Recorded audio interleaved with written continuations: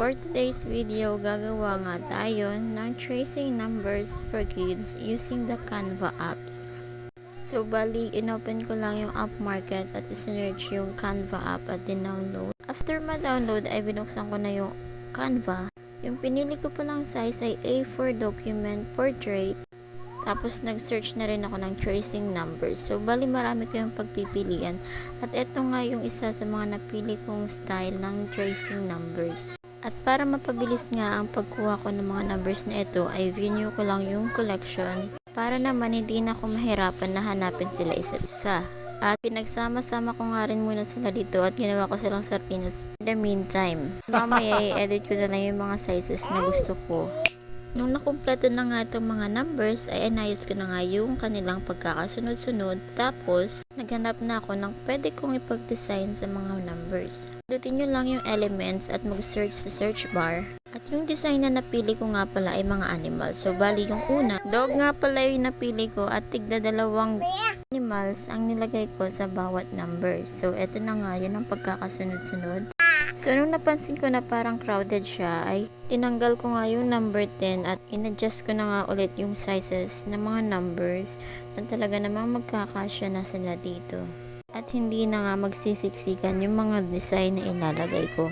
Pinagpatuloy ko na nga yung paghahanap ng mga iba't ibang design or animals na ilalagay ko sa bawat number. So, bali, pindutin nyo nga lang yung plus na nasa ibaba, kaliwa, kapag may idadagdag kayong mga designs.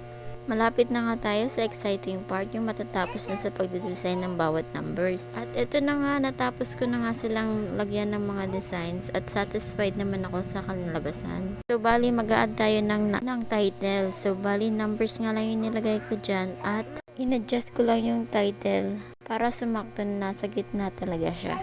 Tapos, nagdagdag na rin ako ng design sa gilid ng title natin. Dahil nga animal theme yung design na nagawa natin, ay animal zoo naman yung napili kong design sa gilid ng title natin. So, para mas personalize yung gawa natin, ay naglagay nga ako ng pangalan ng aking anak.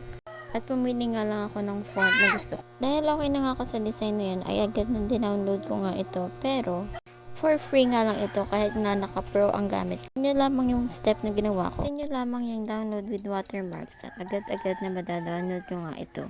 After ma-download ay nagpunta na agad ako ng computer shop para i-print nga ito dahil wala akong sariling printer. Pero may sarili naman akong laminator machine. Inumpisahan ko na nga itong i-laminate at kumuha nga lang ako ng isang perasong A4 laminating film. Parang gusto pa ata ng manok siya yung mag-voice over dito ah. Ganito nga pala kabagal mag-laminate. O diba pati yung pag-voice over ang bumagal din. So ito na yung final. So nakalimutan ko bumili ng whiteboard marker.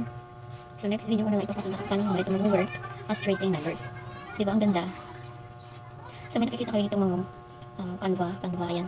Dahil ngayon sa yung ginamit ko is Pro. So usually may bayad yun. Pero in fairness na download natin siya na for free. Diba? Buongga. Salamat sa panood. Hanggang sa muli.